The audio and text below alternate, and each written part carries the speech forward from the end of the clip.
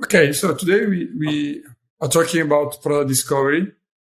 And one guy that actually is Argentinian is Mike Caruego, that used to be the vice president of product at Pronto Pro. Now he moved close to you in Barcelona.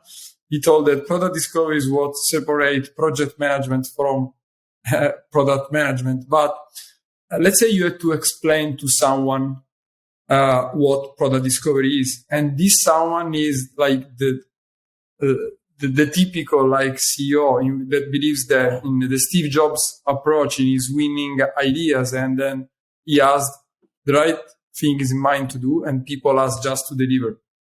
What would you say to explain to him what product discovery is and why he has to go through it? I think that the easiest way to explain this is with an example. Let's say that you're the founder of a startup.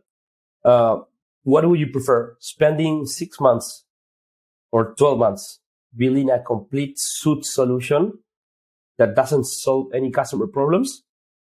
Or would you rather build an MVP in 1 month that has been validated by your target customers, and therefore you ensure that it solves at least their core needs? Then you can keep on iterating on top of it. But at the moment that you reach those 6 months that I mentioned, or 12 months, you have a product that you already validated several times. In some kind of way, it reminds me of a friend of mine. He said that product management is like playing Battleship, because you know the game Battleship, right? Yeah. Okay, so you have a grid, you choose like A2, and you throw a bomb, let's say, and you see whether you hit a ship or if you hit the water. So if you hit the water, you keep on looking for opportunities. But if you hit something and it doesn't sink, you know that there's something bigger there. So you can continue exploring the problem space and throwing the bombs like very closely, because you know that there's going to be something bigger that is worth chasing. I think I'm going to use this metaphor for the Italian people that are listening to us. Battleship is battaglia navale. Exactly. In Spanish, it's batalla naval.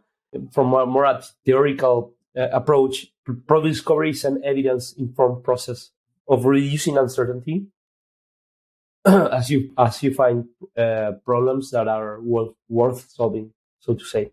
I like a way of mentioning what product discovery is, right? So it's finding which is the right product to build, whereas the product delivery is ensuring you're building the product right.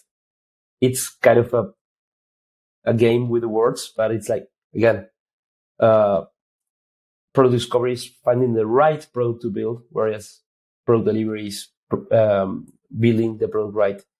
The issue with the waterfall approach is that you inherently assume that you know from the beginning what you need to build to make sure that you make an impact. And that's very rarely the case, right?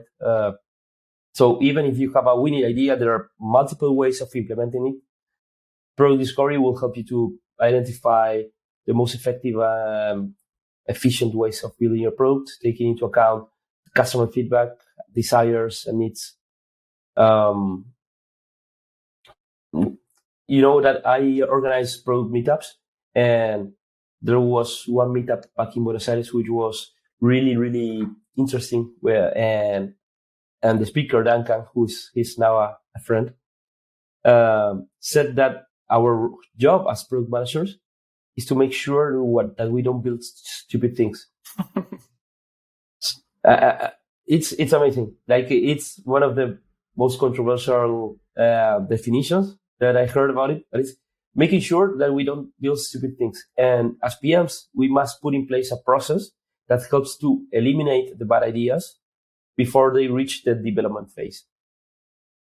It's a set of tools, principles, maybe a mindset that we have that helps us to validate ideas. And I think that's exactly what product discovery is all about. Can we say that product discovery is about reducing risk or mitigating risk during the process? It's exactly that. for me. If you think, I always use this example as well. Like, I don't know if you've seen when Microsoft released Windows 1995. I think it was there was this video that you had Bill Gates and I think it was Steve Ballmer on stage dancing a song. Yeah, I've seen it. From the Rolling Stones, Satisfaction, and they were like jumping and dancing. And I always say that they were so happy because they probably took 2 years to to build Windows 1995. But at that moment, there weren't this type of lean approach, ways of validating products so early. So I'm sure that they were so happy because it was actually quite a popular and a good operating system. But if you see right now, we have tons of tools in place. Like we have tons of ways of validating hypotheses through surveys, A/B testings, fake doors, so many techniques that are described in the books that we can make use of to manage that risk very early.